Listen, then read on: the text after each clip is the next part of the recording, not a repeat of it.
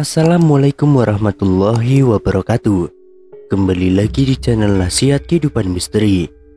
Pada video kali ini saya akan membahas tentang sosok yang membelah Pulau Jawa.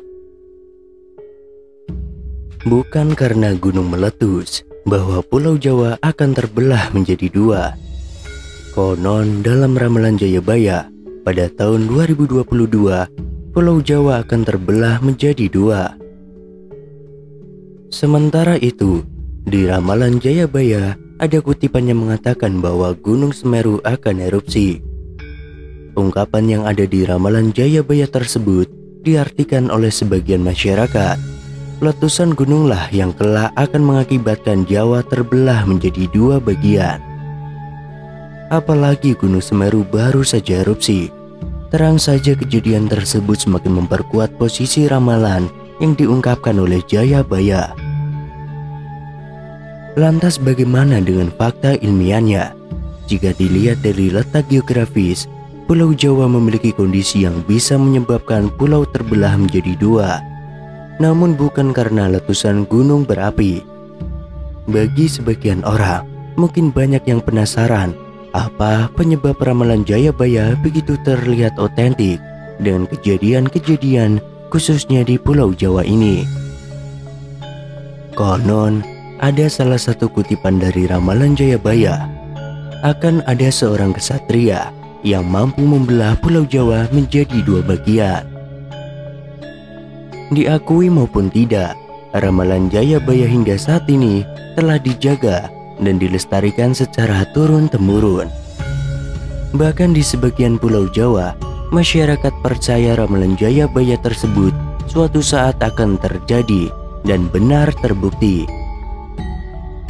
Tidak hanya itu, banyak peramal yang menafsirkan ramalan Jayabaya bahwa bukan Gunung Semeru, melainkan Gunung Slamet yang akan meletus dan mengakibatkan Pulau Jawa terbelah menjadi dua.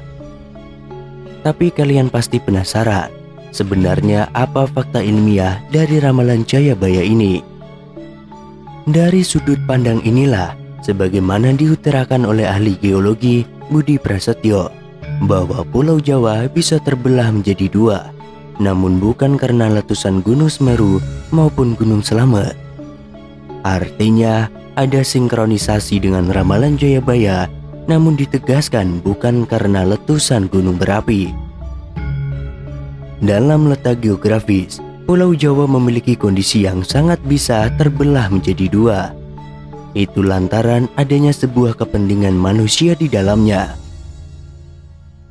Maksud kepentingan manusia ini tidak lain untuk mencegah adanya bencana alam yang bisa mengancam.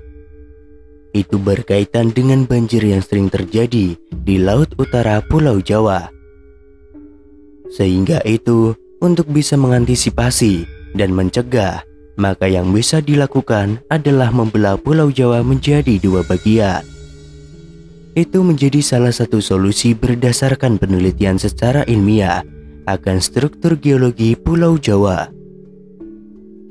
Diketahui, jika arus air dari Laut Cina Selatan menuju Samudra Hindia tertahan oleh deretan Pulau Jawa, Bali, dan Nusa Tenggara, Pulau Jawa akan terbelah apabila masing-masing sungai yang bermuara di Laut Jawa dan Samudra Hindia berhasil dihubungkan.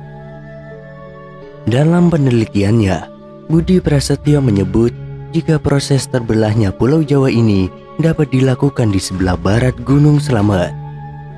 Secara geologi, hal ini sangat memungkinkan karena Sungai Pemali di Brebes yang bermuara di Laut Jawa dan Sungai Serayu di Banyumas yang bermuara di Samudra Hindia dapat dihubungkan satu sama lain. Hanya saja Budi menjelaskan jika proyek ini sangatlah besar. Dan apabila benar-benar terlaksana, maka akan menjawab ramalan Jayabaya tentang Pulau Jawa akan terbelah menjadi dua. Namun, masyarakat Jawa tidak sadar bahwa sesungguhnya Pulau Jawa sudah terbelah. Pulau Jawa sesungguhnya sudah terbelah. Apa faktanya? Faktanya adalah terjadinya Perang Bubat pada tahun 1357 di alun-alun Bubat, sebelah utara Trowulan yang menjadi pemicu Pulau Jawa terbelah. Perang Bubat merupakan perang antara keluarga kerajaan Sunda dan tentara kerajaan Majapahit. Bahkan peristiwa Perang Bubat juga disebutkan dalam cerita Parahyangan, Serat Pararaton, Kidung Sunda, dan Kidung Sundayana. Hal itu disampaikan oleh peramal Deni Darko. Menurutnya, adanya Perang Bubat menjadi pemicu terjadinya Sunda dan Jawa. Deni Darko teringat saat masih kuliah di Bandung, dia ditanya oleh orang Bandung, kapan pulang ke Jawa. Saya ingat waktu pertama kali datang ke Bandung, saya kuliah waktu itu. Terus kemudian saya ditanya, kapan pulang ke Jawa? Seingat saya ini kan masih di Pulau Jawa. Kenapa dibilang pulang ke Jawa? Ucap Deni Darko. Menurutnya hal itu kemungkinan merupakan apa yang dimaksudkan oleh Prabu Jayabaya sebagai Pulau Jawa yang terbelah menjadi dua. Karena Perang Bubatlah, menurut Deni Darko, inilah yang membuat Pulau Jawa seakan-akan terbelah. Ada suku Jawa dan suku Sunda. Mungkin ini yang disebut dalam ramalan Jayabaya, saat orang-orang di bagian barat tidak menganggap dirinya sebagai bagian dari Pulau Jawa. Terbelahnya Pulau Jawa memang memiliki berbagai tafsir yang berbeda-beda.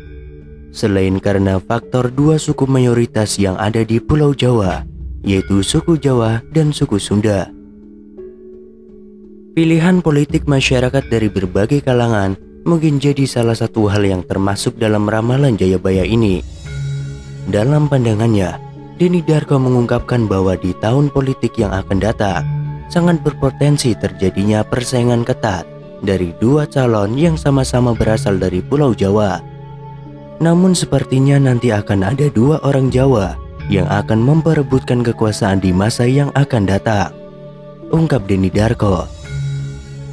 Ramalan Jayabaya yang ditulis oleh para pujangga telah turun-temurun diwariskan dari berbagai generasi. Hal itu tentunya membuat banyak tafsir yang berbeda, khususnya di kalangan masyarakat. Namun, menurut Deni Darko, hal itu adalah sesuatu yang wajar dan biasa terjadi di Pulau Jawa ini.